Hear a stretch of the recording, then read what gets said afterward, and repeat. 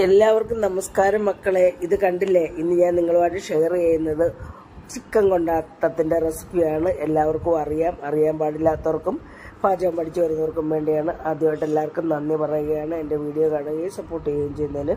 ഇനിയും ഈ video ഇഷ്ടപ്പെട്ടാലൊന്ന് like ചെയ്ത് സപ്പോർട്ട് ചെയ്യണേ.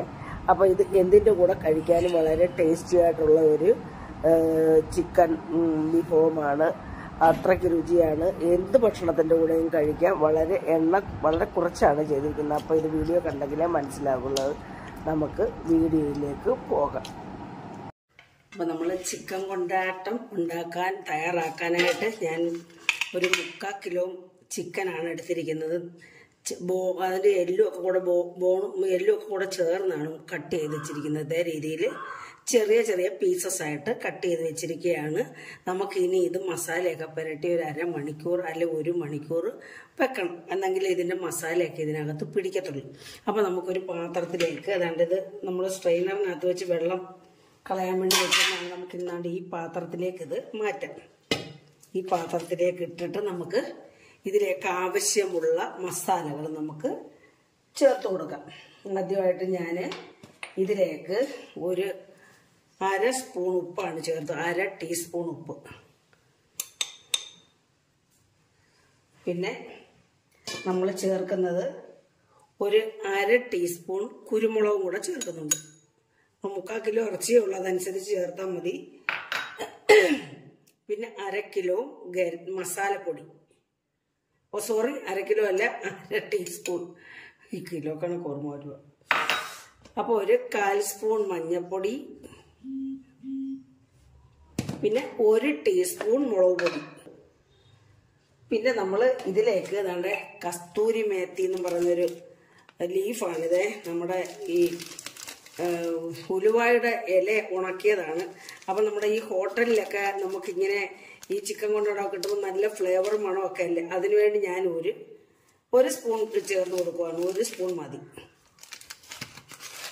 അപ്പം നമുക്കിതിലേക്ക് ഇനി ഒരു നാരങ്ങയും കൂടെ, ഒരു പകുതി നാരങ്ങയും കൂടെ നീരും കൂടെ വേണം. നാരങ്ങ നീര്, അതിൻ്റെ കുരുവൊക്കെ മാറ്റിയിട്ട് നമുക്ക് ഇതങ്ങോട്ട് പിഴിഞ്ഞ് ചേർത്ത് കൊടുക്കാം. നമുക്ക് വിനാഗിരി വേണമെങ്കിൽ ചേർക്കാം. അപ്പം ഞാൻ ഈ നാരങ്ങ നീരാണ് ചേർത്ത് കൊടുക്കുന്നത്. നമുക്ക് ചേർക്കേണ്ടത് ഇഞ്ചി വെളുത്തുള്ളി പേസ്റ്റാണ്. അത് ഞാൻ 1 ടീസ്പൂൺ ചേർത്ത് കൊടുക്കുവാണ്. അപ്പോൾ നമുക്കിതെല്ലാം കൂടെ ഒന്ന് കുഴയ്ക്കണം. ഞാനിത് കൈകൊണ്ട് തന്നെ കുഴയ്ക്കുകയാണ്, എന്നാലും ഇതെല്ലാം ഇവിടെ നമുക്ക് നന്നായിട്ട് കിട്ടത്തുള്ളൂ. അപ്പോൾ നമുക്ക് കൈകൊണ്ട് തന്നെ കുഴയ്ക്കാം. നല്ല രീതിയിൽ കുഴക്കണം. ഉപ്പും എരിവും പിന്നെ ഇഞ്ചി വെളുത്തുള്ളി പേസ്റ്റ് ഇതെല്ലാം എല്ലാ ഭാഗത്തും എത്തത്തക്ക രീതിയിൽ നമ്മൾ ഇങ്ങനെ കുഴച്ചെടുക്കണം. അപ്പം നമ്മളിത് എല്ലാ ഭാഗത്തും ഒരേപോലെ എത്തത്തക്ക രീതിയിലാണ് ഇതേ രീതിയിൽ കുഴച്ച് എടുത്തിട്ടുണ്ട്. ഇതൊന്ന് അരമണിക്കൂർ നമുക്കിതൊന്ന് അടച്ചു വെക്കാം.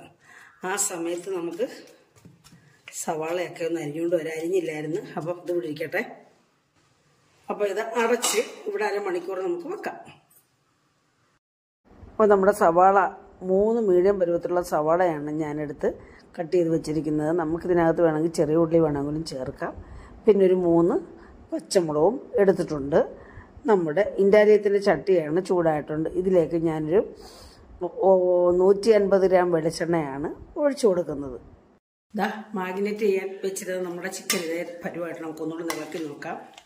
കണ്ടില്ലേ, ഒന്നുകൂടെ നിളക്കുമായിരുന്നു ഉണ്ട്. അപ്പോൾ നമുക്കിത് കുറേശ്ശെ ഇട്ട് വറുത്തെടുക്കാം.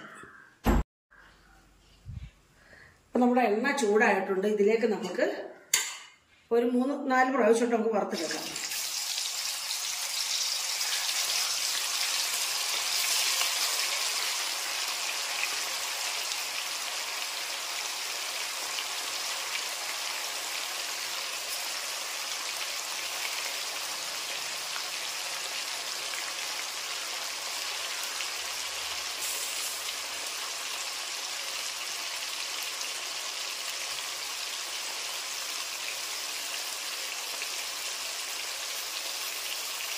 അപ്പോൾ ഇവിടെ കിടന്ന് നമ്മൾ ഒരു സൈഡ് നന്നായി മൂത്തതിന് ശേഷം നമ്മൾ തിരിച്ചിടാൻ പാടുള്ളൂ.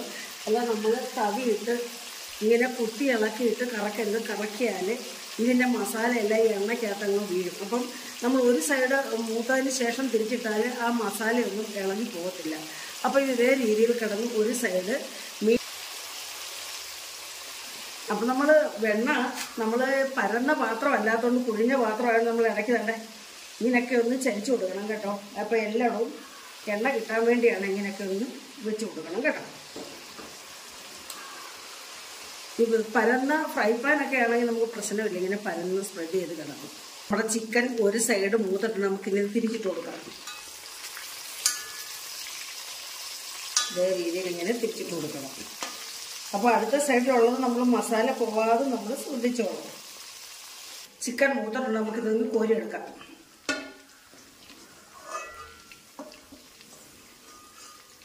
ക്ഷമയോടെ നിന്ന് വേണം ഇത് വറുത്തെടുക്കാനേ. സമയം കുറേ പിടിക്കും. നമ്മൾ ഫ്രൈ പാനിനകത്താണെങ്കിൽ പെട്ടെന്ന് നമുക്ക് സ്പ്രെഡ് ചെയ്തങ്ങ് വറുത്തെടുക്കാം. അപ്പം ഇതേ രീതിയിൽ ബാക്കിയുള്ളത് നമുക്കിങ്ങനെ വറുത്തെടുക്കാം. നമ്മുടെ ചിക്കൻ എല്ലാം നമ്മളിവിടെ മൂപ്പിച്ച് എടുത്തിട്ടുണ്ട്. നമുക്കെല്ലാം ഇങ്ങനെ കോരി എടുക്കാം. അപ്പോൾ നമ്മുടെ ചിക്കൻ എല്ലാം നല്ല ഇതേ രീതിയിൽ നല്ല പെർഫെക്റ്റ് ആയിട്ട് മൂത്ത് കിട്ടിയിട്ടുണ്ട്. കണ്ടില്ലേ? കണ്ടില്ലേ? അപ്പം നമുക്കിനി ഇത് ചിക്കൻ കൊണ്ടാട്ടം റെഡിയാക്കാം. ഇതിലോട്ട് തന്നെ ഇട്ട് നമ്മുടെ ഈ സവാള എല്ലാം ഒന്ന് മൂപ്പിക്കാം. ഹൈ ഫ്ലെയിമിൽ ഇട്ട് വേണം.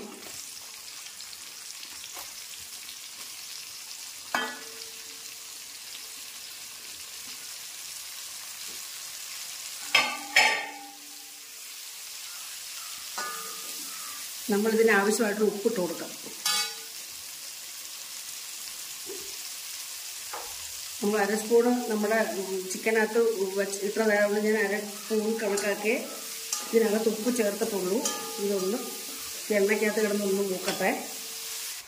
അപ്പം നമ്മുടെ സവാള എല്ലാം നല്ല മൂത്തിട്ടുണ്ട്.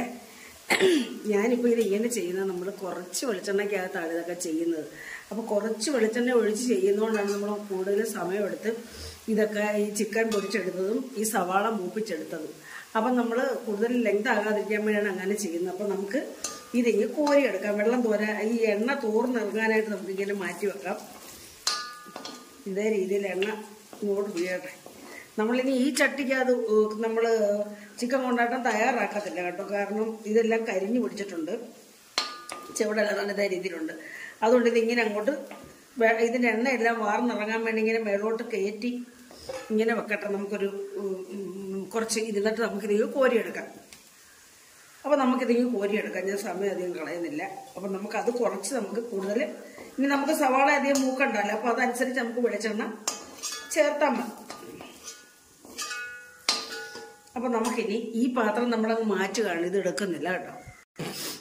കൊണ്ടാട്ടം റെഡിയാക്കുന്നാണ്ട് ഈ ഉരുളിക്കകത്താണ്. ഇച്ചിരി വലിയ ഉരുളിയാണ്.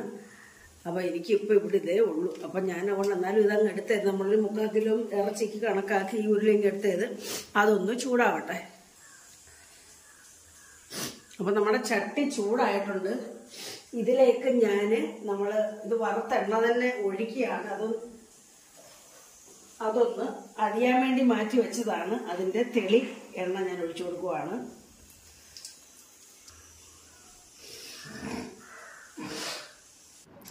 നമ്മൾ 150 ഗ്രാം വെളിച്ചെണ്ണയായിരുന്നല്ലോ എടുത്തിരുന്നത്.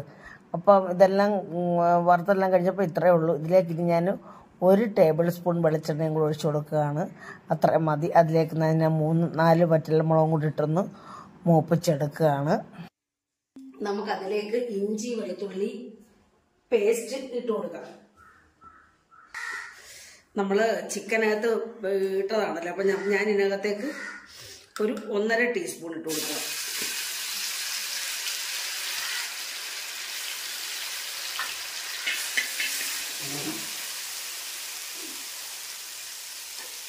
ഇനി ഇതിലേക്ക് കറിവേപ്പില,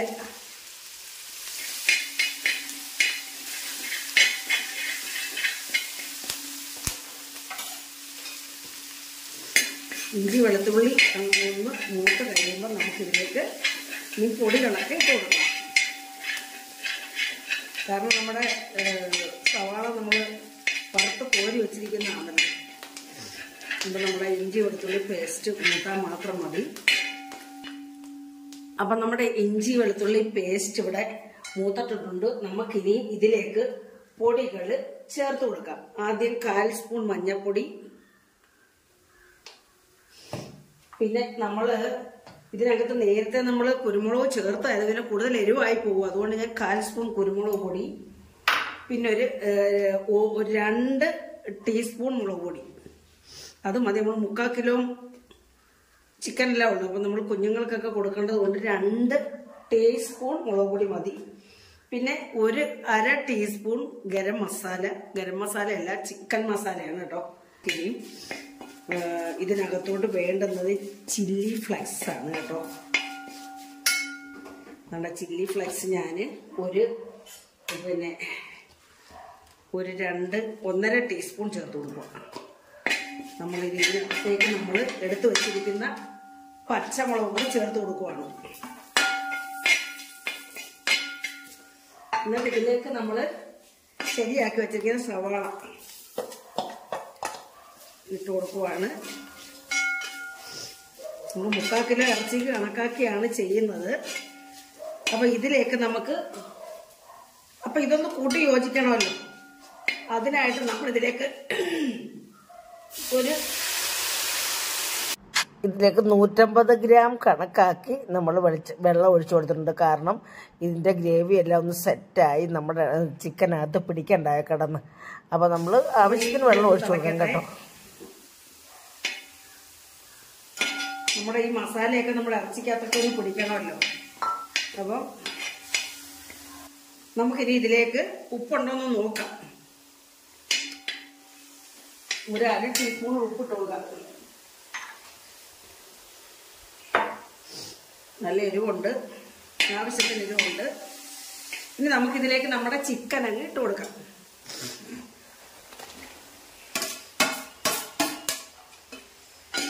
കൂട്ടി ഇളക്കാം.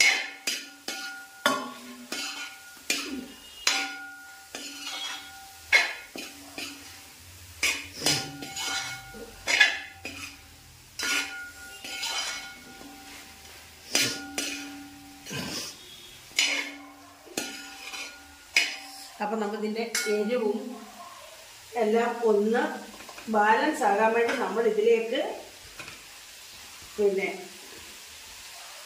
1 ടേബിൾ സ്പൂൺ നമുക്ക് ടൊമാറ്റോ സോസാണ് ഇത് ഞാൻ ഇവിടെ തയ്യാറാക്കിയത് കേട്ടോ. കുറച്ച് ടൊമാറ്റോ വെച്ച് ഞാൻ തയ്യാറാക്കിയതാണ്. അതിൻ്റെ പുളിയും മധുരവും എല്ലാം കൂടെ ഒന്ന് ബാലൻസ് ചെയ്യുമ്പോൾ നല്ല ഒരു ടേസ്റ്റ് ആയിരിക്കും. അപ്പോൾ അതിനാണ് അങ്ങനെ ചെയ്ത് നമുക്ക് ഇതൊന്ന് കൂട്ടിക്കുഴച്ച് ഇതൊന്ന് ഡ്രൈ റോസ്റ്റ് ആക്കി എടുക്കണേ. അപ്പോൾ ഇതിനൊന്ന് തട്ടിപ്പൊത്തി വെച്ചിട്ട് ഒന്ന് അടച്ചു വെക്കാം. ഒന്ന് കൂട്ടി യോജിക്കണമല്ലോ. ഇതൊന്ന് അടച്ചു വെക്കണം. മിനിറ്റ് അങ്ങനെ ഇരിക്കട്ടെ. അതൊന്ന് സെറ്റായി നമ്മുടെ ചിക്കനകത്തൊക്കെ ആ ഗ്രേവിയൊക്കെ ഒന്ന് പിടിക്കട്ടെ, മസാലയൊക്കെ ഒന്ന് പിടിക്കട്ടെ. അപ്പോൾ നമുക്ക് നോക്കാം. ഇത് 2 മിനിറ്റായി. കണ്ടില്ലേ, നമ്മുടെ ചിക്കൻ കൊണ്ടാട്ടം ഇവിടെ റെഡി ആയിട്ടുണ്ട്. നമ്മുടെ ഞാൻ പറഞ്ഞില്ലേ, ഫ്രൈ പാനിലാണെങ്കിൽ നമുക്കിങ്ങനെ അടുക്കി പിടിക്കത്തില്ല. ഇതിപ്പോൾ ഫ്രൈ പാൻ അല്ലാത്തതുകൊണ്ടാണ് നമുക്കിങ്ങനെ അടുക്കി പിടിക്കുന്ന ഒരു ഫീല് വരുന്നത് കേട്ടോ. അപ്പോൾ നമുക്ക് കുറച്ച് കറിവേപ്പിലയും കൂടെ ഇതിനകത്തോട്ട് ചേർത്ത് കൊടുക്കാം. കുറച്ച് കറിവേപ്പിലയും കൂടെ ചേർത്ത് കൊടുക്കാം. ഇത് വാടിയ കറിവേപ്പിലയാണ്. നമ്മുടെ വീട്ടിലെ കറിവേപ്പില അങ്ങ് പോയി. നമ്മൾ കടയിൽ നിന്ന് വാങ്ങിച്ചതാണ്. അപ്പം നമ്മുടെ മക്കളെ നമ്മുടെ ചിക്കൻ കൊണ്ടാട്ടം ഇവിടെ റെഡി ആയിട്ടുണ്ട്. നമുക്കിനി നമ്മൾ വറുത്ത് നേരത്തെ വെച്ചിരിക്കുന്ന മുളക് ഇതിനകത്തോടങ്ങ് വെച്ച് കൊടുക്കാം. അപ്പം അത് ഒരു ഭംഗിക്കും വേണ്ടിയാണ്. അപ്പം നമ്മുടെ ചിക്കൻ കൊണ്ടാട്ടം ഇവിടെ റെഡി ആയിട്ടുണ്ട്. കണ്ട. അപ്പം മക്കളെ, നമ്മുടെ ചിക്കൻ കൊണ്ടാട്ടം ഇവിടെ റെഡി ആയിട്ടുണ്ട്. എല്ലാവർക്കും അറിയാം, ഇതിൽ എൻ്റേതായിട്ടുള്ള രീതിയിലാണ് ഞാനിത് തയ്യാറാക്കിയിരിക്കുന്നത്. നമുക്കിനി ഒരു സെർവിങ് പ്ലേറ്റിലേക്ക് ഇത് മാറ്റാം. അപ്പോൾ ഇതെല്ലാവർക്കും ഇഷ്ടപ്പെട്ടാണെന്ന് വിശ്വസിക്കുന്നു. ഇഷ്ടപ്പെട്ടുണ്ടെങ്കിൽ എല്ലാവരും ഒന്ന് ചെയ്ത് നോക്കുക. ഇനി അടുത്ത ഒരു വീഡിയോ ആയിട്ട് വരുന്നവരെയും എല്ലാവർക്കും എൻ്റെ നന്ദി, നമസ്കാരം.